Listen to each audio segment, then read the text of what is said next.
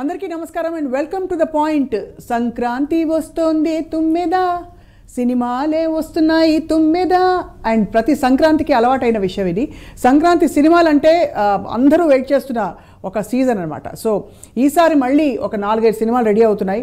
అందరికీ తెలిసిన సినిమాలే, అందరూ వెయిట్ చేస్తున్న గుంటూరు కారం, అలాగే సైంధవ, అండ్ అలాగే హనుమాన్, అండ్ ఇంకా నా సామిరంగా, ఇంకా 1-2 ఇతర చిన్న సినిమాలు కూడా బరిలోకి సిద్ధంగా ఉన్నాయి. కానీ ఎప్పట్లాగే చిన్న సినిమాలపై కొంత చిన్న చూపు చూపిస్తూ థియేటర్లు ఇవ్వడానికి చాలా ఇబ్బందులు అయిన మాట కూడా వాస్తవం. అండ్ కొంతమంది ఇండస్ట్రీ పెద్దలు కూడా చిన్న సినిమాల తర్వాత రిలీజ్ చేసుకోవచ్చు కదా అన్నారు. దీనిపై మెగాస్టార్ చిరంజీవి కూడా కామెంట్ చేశారు. అంటే గతంలో చిన్న సినిమాలు తీసి మంచి కథ ఉంది, విడుదల చేస్తాను అని చెప్పిన పెద్ద పెద్ద బడా నిర్మాతలు ఈసారి మాత్రం ఎందుకు ఈ చిన్న సినిమాని వెనకేసుకురావట్లేదు, వాళ్ళ సినిమా కాదనా అని కూడా కామెంట్ చేశారు. ఇదే అంశంపై మాట్లాడబోతున్నాం. ఏ సినిమా హవా ఎలా ఉండబోతుంది సంక్రాంతికి అని చెప్పి ప్రముఖ నిర్మాత, డిస్ట్రిబ్యూటర్, అందరికీ సుపరిచితులు బాపిరాజు గారు ప్రస్తుతం ఐటమ్ స్టూడియోస్లో ఉన్నారు. నమస్కారం సార్. అండ్ అలాగే సునీల్ కుమార్ రెడ్డి గారు, సుపరిచిత దర్శకులు, కథకులు, మాజీ journalist, is here with us today. Sunil Kumar గారు వెల్కమ్ అండి. బాపిరాజు గారు ఎలా ఉంది సార్ ఈసారి సంక్రాంతి? ఆ కళ ఉందంటారా? గతంలో పెద్ద పెద్ద సినిమాల కోసం వెయిట్ చేసేవాడు సంక్రాంతికి. అంటే అమ్మ, సంక్రాంతి అన్నది 12 నెలల్లో 3 సీజన్లు అమ్మ. ఒకటి సంక్రాంతి అతిపెద్ద సీజన్ అండి. అవును. తర్వాత వచ్చేది అక్టోబర్లో దసరా సీజన్ అనుకోండి. కానీ ప్రతి ప్రొడ్యూసర్ కానీ, లేకపోతే ఆర్టిస్టులు కానీ, ఒక డైరెక్టర్ కానీ ఈ సంక్రాంతి కోసం ఎదురు చూస్తూ ఉంటాడు. అవును అవును. ఎందువల్లంటే ఒక యావరేజ్ సినిమా, అంటే ఒక ₹10 సినిమాకి ₹1.50 వచ్చే అవకాశం ఈ సీజన్లో ఉందండి. అందుకని సుమారుగా 1800 థియేటర్లు ఉన్నాయండి. 4-5 సినిమాలు వచ్చినా కూడా ఏ రకమైన నష్టం లేదు. అవును. కాకపోతే కొంతమంది పెద్దవాళ్ళు మా సినిమా మొత్తం 1800 థియేటర్లో పడితే బాగుండు, ఒక 800 కోట్లు మాకు డబ్బు వస్తే బాగుండు అనే దురాశతోటి ఇప్పుడు చిన్న సినిమాని బ్రతకనివ్వట్లేదు. కానీ చిన్న సినిమాని ఒక రకంగా చంపేస్తున్నారండి. లేకపోతే హనుమాన్ లాంటి సినిమాకి ఆ థియేటర్లు ఏంటమ్మా, హైదరాబాద్ సిటీలో 4-5 స్క్రీన్లు ఈ రోజుకి నేను పేపర్లో చూశానండి. 4-5 స్క్రీన్లతో ఆ ప్రొడ్యూసర్ ఏం బాగుపడతాడో, ఆ హీరోకి ఏం పేరు వస్తుంది. ఇకపోతే ఫర్దర్గా సినిమా తీయాలనుకున్న చిన్న నిర్మాతలు, లేకపోతే చిన్న డైరెక్టర్లు, కోటి ఆశలతో ముందుకు వస్తున్న ఈ డైరెక్టర్లు, హీరోలు కానీ, ఇంకా ప్రొడ్యూసర్లు కానీ, వాళ్ళందరూ భవిష్యత్తు ఏమిటి, వాళ్ళు ఏమైపోతారు? ఒక్కసారి పెద్దవాళ్ళు ఆలోచించవలసిన పరిస్థితి ఈరోజు ఉందండి. ఎందుకంటే మెగాస్టార్ చిరంజీవి గారు నిన్న హనుమాన్ ఫంక్షన్లో కూడా చిన్న సినిమాల్ని బ్రతకనివ్వాలి అని ఇంకొక అర్థంతో చెప్పారండి. డైరెక్ట్గా చెప్పకుండా ఇండైరెక్ట్గా చెప్పారు. అది చాలామంది అర్థం చేసుకోవాల్సిన బాధ్యత ఇప్పుడు సినిమా పెద్దలకు ఉందండి. కరెక్ట్. ఎందుకంటే మేము పెద్ద పెద్ద పదవులు కావాలి అనుకున్న వాళ్ళందరూ కూడా ఇప్పుడు మనం పెద్దవాడు అని మనం అనుకుని మనం సంఘంలో గౌరవింపబడుతుంటే, మనం ఒక బంతిలో కూర్చున్నప్పుడు మొదట తినడానికి ప్రయత్నం చేయకూడదమ్మా, లాస్ట్ ఉండాలి. కరెక్ట్. లాస్ట్ ఉంటేనే మనకి భగవంతుడు ఇచ్చినటువంటి ఈ జన్మకి సార్థకత లభిస్తుందండి. అంటే బాపిరాజు గారు, మీరు ఎవరిని ఉద్దేశించి అంటున్నారు? పెద్దవాళ్ళు అంటే ఇక్కడ ఒక వ్యక్తిని నేను ఉద్దేశించట్లేదమ్మా, అసలు జరుగుతున్న యథార్థాన్ని మీ ముందు ఉంచుతున్నాను. అదే అర్థమైంది. అంటే పెద్ద బాగా స్థిరపడిన వాళ్ళు కొంత కన్సిడరేషన్ తప్పకుండా పెట్టాలంటారు. 100% చేయాలమ్మా. ఇప్పుడు నేను ఛాంబర్ ఈసీ మెంబర్గా వెళుతున్నానండి. నా సోదరులు ప్రాబ్లమ్స్ ఏమన్నా ఉంటే నేను అక్కడ చెప్తున్నానండి. వాళ్ళు వినొచ్చు, వినకపోవచ్చు. ఇప్పుడు ఒక క్యూబు, యూఎఫ్ఓ, పిహెచ్డీల గురించి కానీ, లేకపోతే ఇతర స్క్రాబుల గురించి కానీ, ఇవన్నీ కూడా నేను ఎప్పటికప్పుడు ఆ మీటింగ్లో చెప్తూ ఉంటాను. నా మాట వాళ్ళు వినొచ్చు, వినకపోవచ్చు అండి. కానీ నా చిన్న డిస్ట్రిబ్యూటర్ల గురించి కానీ, లేకపోతే నా సాటి ప్రొడ్యూసర్స్ గురించి, నా సోదరుల గురించి కానీ నేను పెద్దవాళ్ళ దృష్టికి తీసుకెళ్తూనే ఉన్నాను. కానీ వాళ్ళకేంటంటే వాళ్ళకున్న బిజీ లైఫ్లో వాళ్ళు పెద్ద సినిమాలు తీసేవాళ్ళగా, చిన్న సినిమాలు మీకు ఎందుకయ్యా, మీరు మానేయచ్చు కదా అని కూడా అంటున్నారు కూడానండి. అంటే మేము మానేస్తే 90% వచ్చేవన్నీ చిన్న సినిమాలేనమ్మా. ఇక్కడ చిన్న పెద్ద అంటూ ఏమీ లేదండి. రైట్. కంటెంట్ ఉంటే ఏ సినిమా అన్న ప్రేక్షక దేవుళ్ళు ఆదరిస్తున్నారండి. ఇప్పుడు మన బేబీ సినిమా కంటెంట్ ఉందో లేదో అని చూపిస్తారు, రుచి చూస్తేనే కదా. అదమ్మా, ఇప్పుడు కూడా మనం చూస్తే గానీ రుచి తెలియదు. ఎవరికి పెద్ద సినిమాల విషయంలో ఇందులో కంటెంట్ ఉందా లేదా అని ఎవరు చూడలేదు, దాన్ని బ్లైండ్ గా పాస్ ఆఫ్ చేస్తున్నారు కదా. మరి ఏ చిన్న సినిమా అయినా సరే, సునీల్ కుమార్ గారు అన్ని చాలా మంచి సినిమాలు తీశారు, చిన్న సినిమాలు పెద్ద కథలతోటి. మరి ఎలా డిసైడ్ చేస్తాం సార్? బేబీ సినిమా మీరు అద్భుతంగా ఇచ్చారు ఎగ్జాంపుల్. బేబీ సినిమా బాగా ఆడలేదు, ఎంత బాగా ఆడింది మొన్న. మొన్నమ్మ ఒక సెంటర్లో 12 థియేటర్లు ఉంటే 5-6 థియేటర్లు ఫుల్ వచ్చిందమ్మా. అది చాలా వరకు గీతా వాళ్ళే రిలీజ్ చేశారు, అరవింద్ గారి సంస్థ నుంచి అది బయటకు వచ్చింది. మరి ఎన్ని కోట్లు కలెక్ట్ చేసిందండి? అది ఆ మాత్రమే మనం ఆలోచించాలిగా. ప్రతి వాడికి కొంత అవకాశం ఇవ్వండి. అవును, అది బాగోపోతే మరుసటిలో తీసి మళ్ళీ రెగ్యులర్గా ఉన్న సినిమానే వేసుకుంటామండి. రైట్. అసలు మనం థియేటర్ ఇవ్వకుండా నీ సినిమా పనికిరాదు నువ్వు తర్వాత రా అంటాం న్యాయం కాదండి. రైట్. మరి మనం నలుగురిని ఒకే రకంగా చూడాలండి, అది పెద్ద మనసు తరహా. అంటే ఇక్కడ ఎవరి చేతుల్లో ఉండే థియేటర్స్ గురించి కూడా మాట్లాడాలి మనం. సునీల్ కుమార్ గారు, మౌలికంగా ఈ టాపిక్ కొత్త కాదు మనకి, చాలాసార్లు మనం డిస్కస్ చేసాం. ఏముంటుంది సార్ ఈసారి సంక్రాంతి సినిమాలు బరిలో ఉన్న సినిమాలు చూస్తే? ఈసారి సినిమాలు ఒక రకంగా 4 కూడా ఒక పెద్ద రేంజ్ ఉన్న cinema. In terms of Hanuman ఇప్పుడు విక్టిమ్గా మనకు కనిపిస్తున్నప్పుడు కూడా హనుమాన్ కూడా ఒక మంచి సినిమా. అవును, అది స్పాన్ ఉన్న సినిమాయే. వాళ్ళకి నార్త్ ఇండియాలో నేను మొన్న బాంబేలో హోర్డింగ్స్ కూడా చూశాను దానికి సంబంధించిన, హనుమాన్కి సంబంధించి. ఎందుకంటే పోస్ట్ కార్తికేయ, సో అందరికీ ఒక ఎక్స్పెక్టేషన్ ఉంది. అవును, ఎందుకంటే ఇప్పుడు ఒక జై శ్రీరామ్ తాలూకా ఆ నినాదం కూడా త్రూ అవుట్ దీంట్లో రన్ అవుతుంది. న్యాచురల్లీ దెర్ ఈస్ దానికి ఒక పాజిటివ్ వైబ్ ఉందమ్మా. యాజ్ ఇట్ ఈస్గా ఒక పాన్ ఇండియన్ సినిమాగా ప్రాపర్ సెన్స్లో చూడాలి అంటే హనుమాన్కి ఆపర్చునిటీ ఎక్కువగా ఉంది ఇప్పుడు రిలీజ్ అవుతున్న ఈ 4 సినిమాలతో కంపేర్ చేసుకుంటే. ఇన్ టర్మ్స్ ఆఫ్ దట్ ఆ ఆస్పెక్ట్లో చూస్తే దానికి కూడా కొంత స్పేస్ ఇవ్వాల్సిన అవసరం ఉంది. బాప్రాజ్ గారు చెప్పినట్టు అంటే ఇక్కడ కేవలం ప్రొడ్యూసర్స్ పాయింట్ ఆఫ్ వ్యూవే కాకుండా నేను ఒక ఆడియన్స్ పాయింట్ ఆఫ్ వ్యూలో కూడా చెప్తున్నాను. సో ఎప్పుడైనా కన్జ్యూమర్కి ఒక చాయిస్ ఇవ్వటం అన్నది ఒక బేసిక్ డెమోక్రటిక్ ప్రిన్సిపల్ ఆఫ్ మార్కెట్ని అప్రోచ్ అయ్యే ఒక పద్ధతి. సో మనం కన్జ్యూమర్కి అవకాశమే ఇవ్వకుండా ఇది తప్ప నీకు ఇంకొక దారి లేదు, నువ్వు అటుపక్క వెళ్ళినా లెఫ్ట్కి వెళ్ళినా ఆ థియేటర్లో అదే సినిమా, రైట్కి వెళ్ళినా అదే సినిమా. సో నువ్వు ఇఫ్ ఎట్ ఆల్ నువ్వు ఫ్యామిలీతో వెళ్ళాలి అంటే ఈ సినిమా తప్ప ఇంకొక చాయిస్ లేని ఒక పరిస్థితి తీసుకురావటం అన్నది it's not good as an audience. అవును. అండ్ యాజ్ ఒక చిన్న ప్రొడ్యూసర్గా కానీ లేకపోతే ఒక మిగతా నేను కూడా నా వాయిస్ వినిపించాలి అనుకునే ఎంతోమంది ప్రొడ్యూసర్ల నా మైండ్ సెట్ ఉన్నప్పుడు ఒక క్యాచ్మెంట్ ఏరియా ఒకటి హ్యూజ్గా వస్తున్నప్పుడు మనం కూడా కొద్దో గొప్ప యుఫోరియాని క్యాప్టివేట్ చేద్దాం.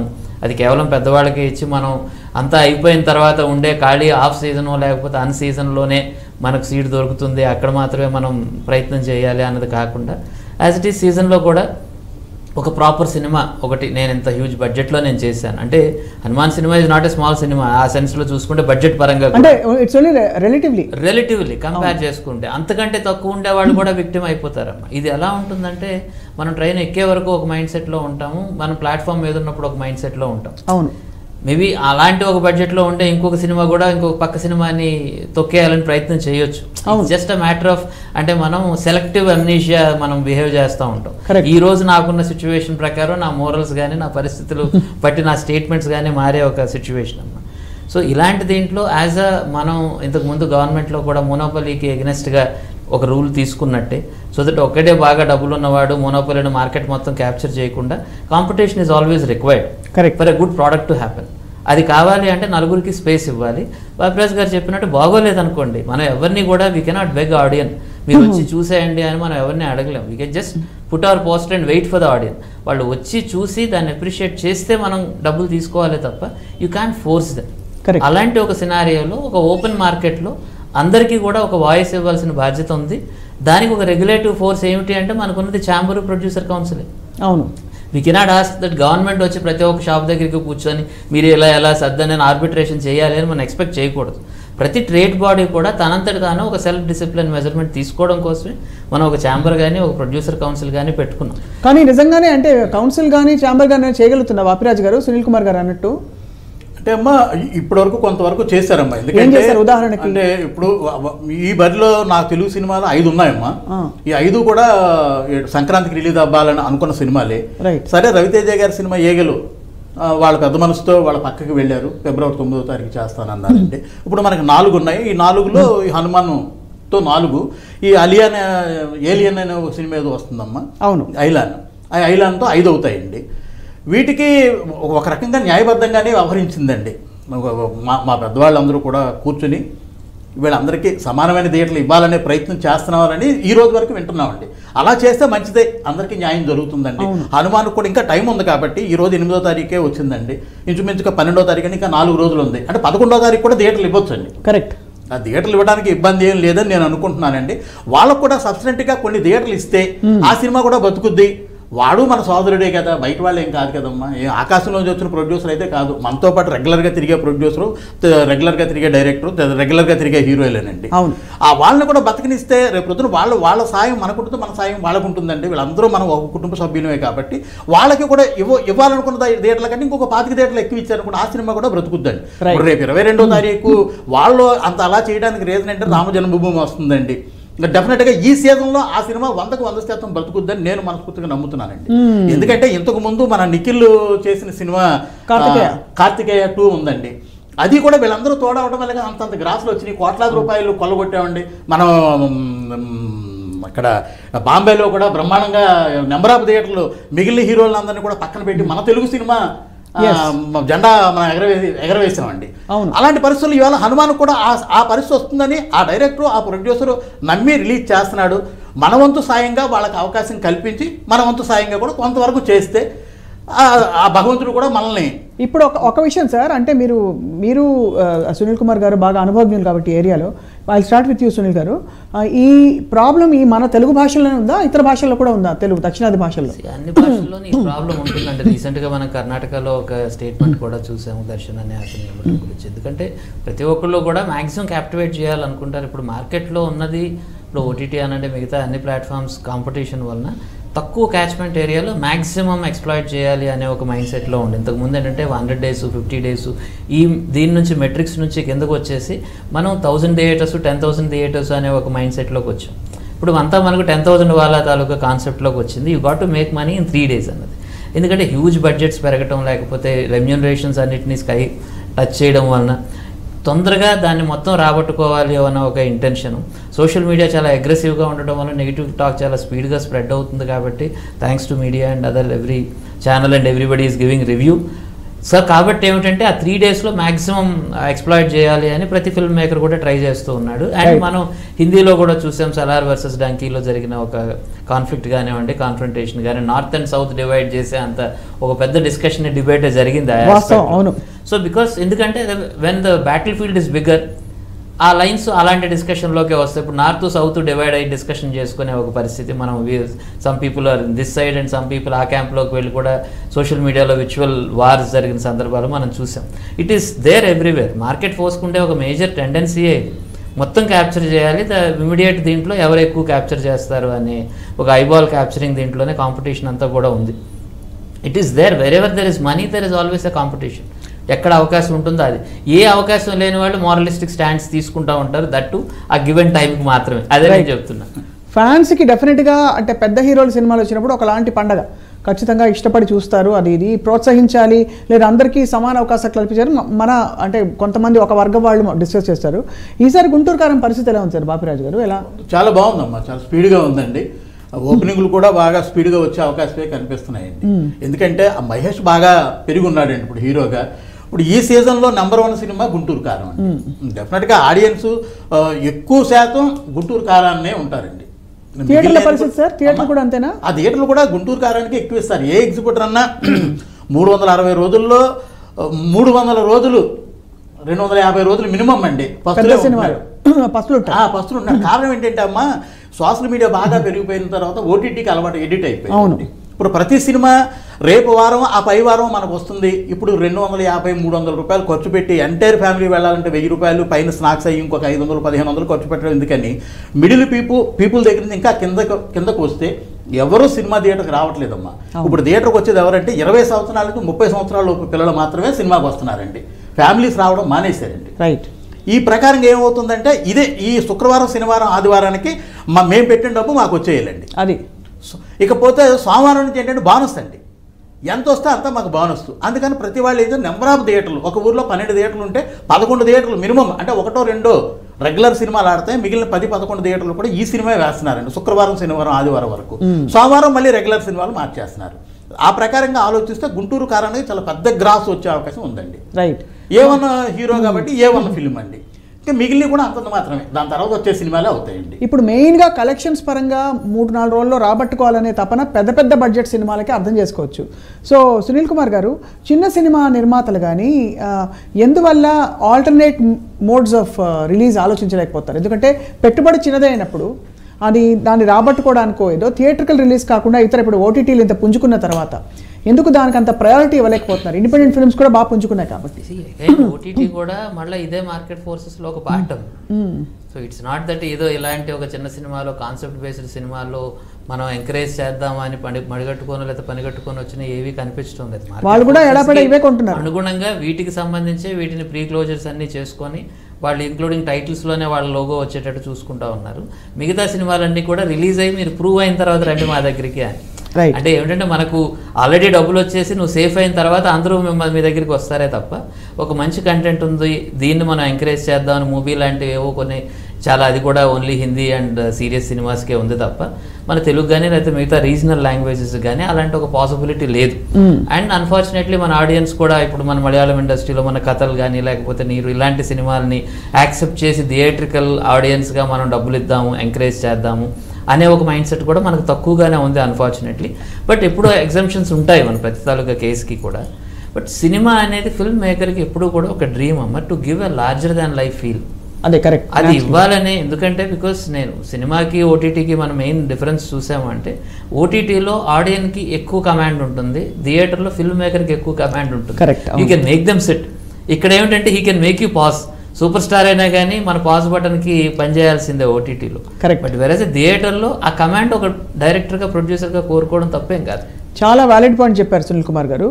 మామూలుగా సార్ మనకి ఒక పెద్ద సినిమా ఒక చిన్న సినిమా ఉన్నప్పుడు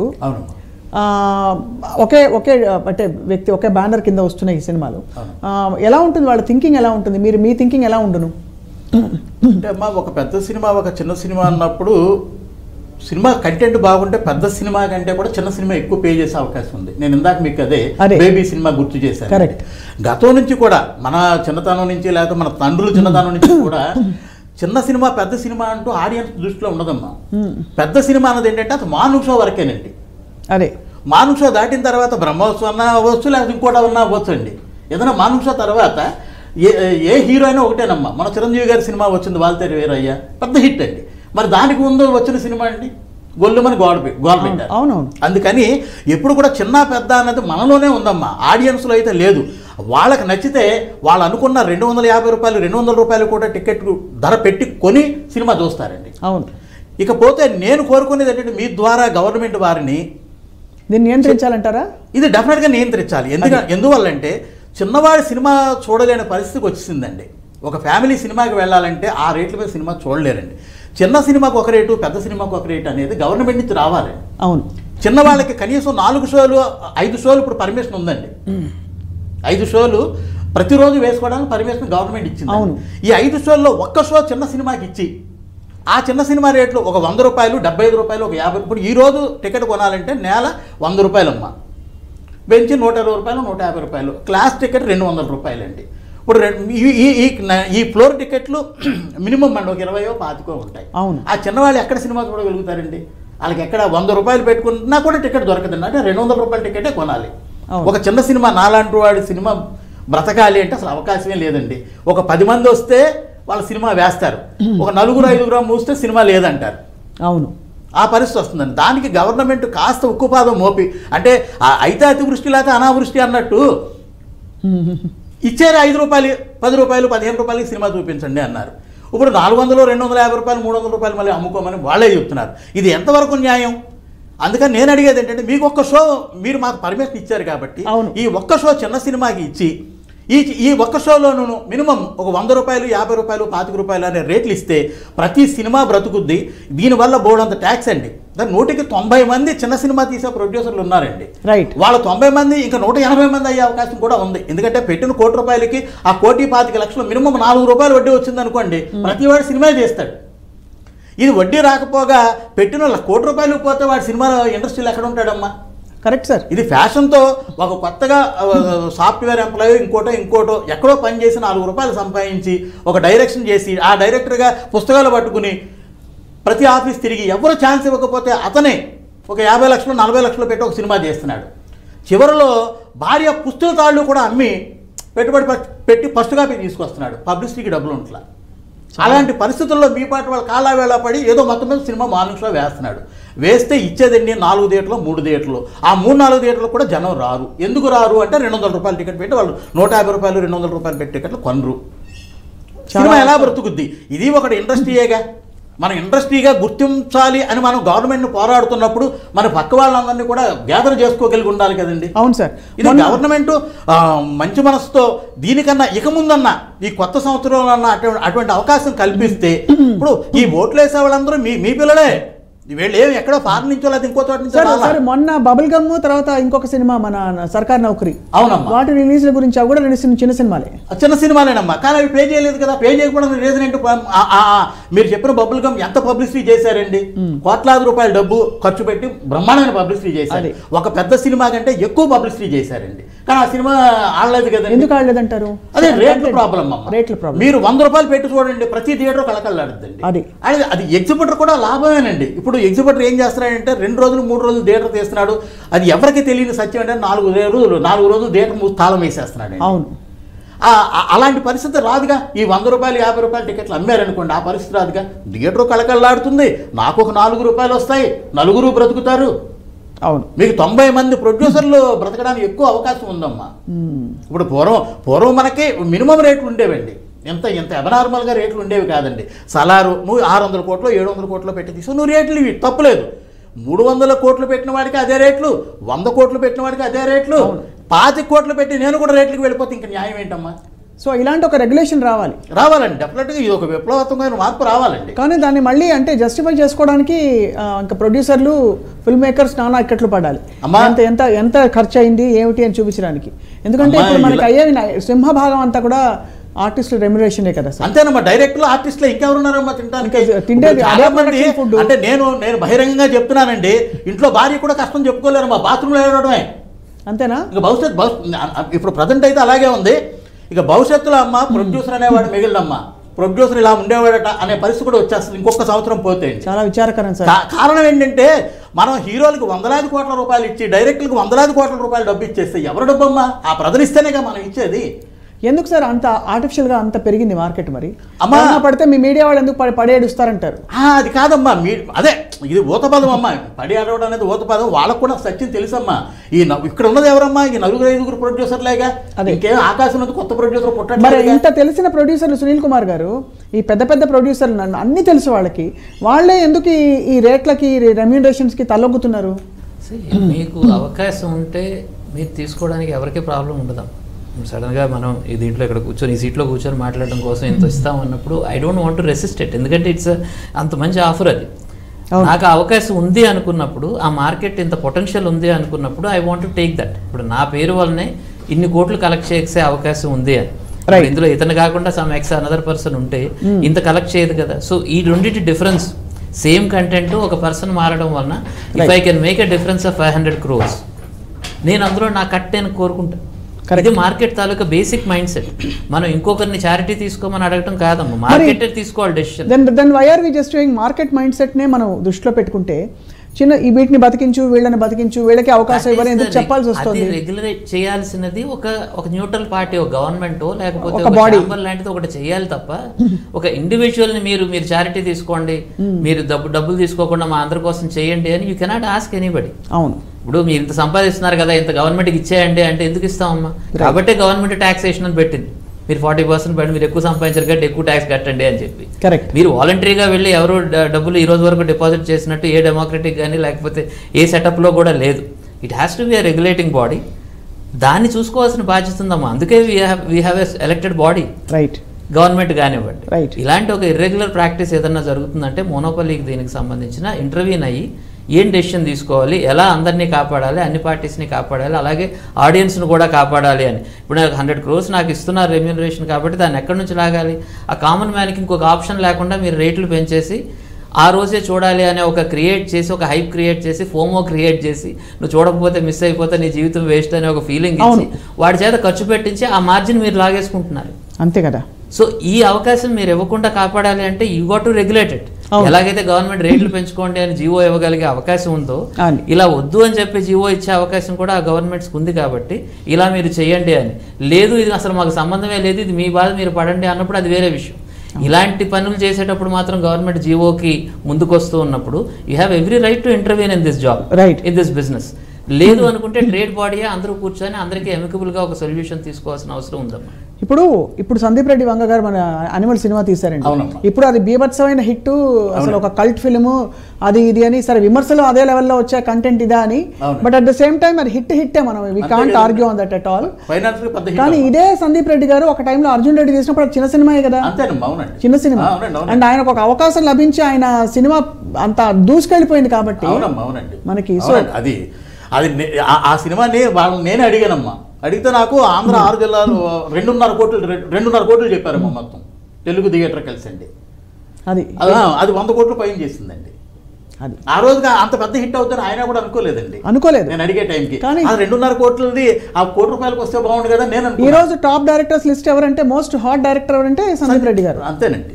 అది సో ఫైనలీ సార్ ఏం చెప్పదలుచుకున్నారు బాపిరాజు గారు అంటే, ఇది రెగ్యులేషన్ అవ్వాల్సిన అవసరం ఉంది, కానీ ఈ చొరవ అన్నది హీరోల నుంచి కానీ లేదు ఈ స్టార్ నిర్మాతల నుంచి కానీ మనకి తరచుగా కనిపించట్లేదు. మా హీరోలు మాకెందుకు, మాది వస్తే చాలు, మా డబ్బులు మాకు వస్తే చాలు, మా ఇమేజ్ తప్పలేదు కూడా, ఎందుకంటే వాళ్ళు ఒక కమర్షియల్ ఫీల్డ్లో ఉన్నారు. కానీ ఎలాగా సార్ వాళ్ళకి? ఒకటమ్మా, హీరోలు మేము ఇస్తున్నాం అంటే తీసుకోవడానికి ఎప్పుడు రెడీగా ఉంటారమ్మా. అలాగే డైరెక్టర్లు కూడా అదే పరిస్థితిలో ఉన్నారండి. ఇవాళ డైరెక్టర్ కూడా 100 కోట్లు డిమాండ్ చేస్తున్నాడంటే అసలు 100 కోట్లు ఒక చోట పెడితే అసలు ఎంత ఉంటుంది? అవును, ఒకసారి అవగాహన ఉందండి. రామారావు నాగేశ్వరరావు టైంలో గోను సంచుల్లో తెచ్చి డబ్బు ఇచ్చేవారు కాబట్టి అమ్మ ఇంత డబ్బు వచ్చిందా అనిపించేదండి. ఈ రోజులు ఏంటంటే సింగిల్ ట్రాన్స్ఫర్తో సరిపోతుందండి ఏదో ఒక ప్రాపర్టీ. ఆ రకంగా ఇప్పుడున్న పరిస్థితుల్లో అమ్మ ఈ ప్రొడ్యూసర్లు, ఇక్కడున్న ఈ పెద్ద ప్రొడ్యూసర్లే ఒక్కసారి ఆలోచించాలమ్మా. మనం ఇంతంత డబ్బు పెట్టి సినిమాలు తీస్తే మనకు మిగిలేది ఏమిటి? మనం 4-5 సినిమాలు ఒకేసారి స్టార్ట్ చేస్తున్నాం. అవును, 4-5 సినిమాలు స్టార్ట్ చేసినప్పుడు మనకున్న శక్తి సరిపోతుందా లేదా?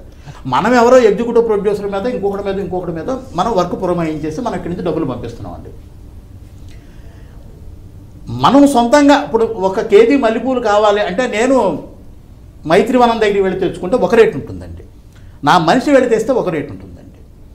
ఎవరికి వాళ్ళు జాగ్రత్త వహించి ఒక సినిమా తర్వాత ఒక సినిమా చేస్తే ఇండస్ట్రీ చాలా ఆరోగ్యకరంగా ఉంటుందండి, అందరూ మంచి దారిలోకి వస్తారు. కానీ ఎవరికి వాళ్ళే 4-5 సినిమాలు పోటాపోటీగా, రాజుగారు 5 సినిమాలు చేస్తున్నారు నేను 10 సినిమాలు చేయాలి, ఆయన 10 చేస్తున్నాడు నేను 12 చేయాలి ఈ సంవత్సరం అనే ఆలోచనతో ముందుకు వెళితే లాస్ట్కి జరిగేది ఏంటంటేనమ్మా జీరో. అది ఫైనల్గా ఏమవుతుందంటేనమ్మా మనం అందరం కామ్గా కూర్చుంటాం ఇక్కడే. అంటే ఈరోజు ఇది బాగా చేదుగా అనిపించవచ్చు కానీ భవిష్యత్తు జరిగేది నా మనసుకు అనిపించదు నేను చెప్తున్నానండి. ఇలాగే వ్యాపారం చేస్తూ ముందుకు వెళ్ళిపోతే లాస్ట్కి మన దగ్గర డబ్బు ఉండదమ్మా. సాఫ్ట్వేర్ వాళ్ళు వస్తారండి, అది వాళ్ళు వచ్చి వ్యాపారం వాళ్ళు చేస్తారు.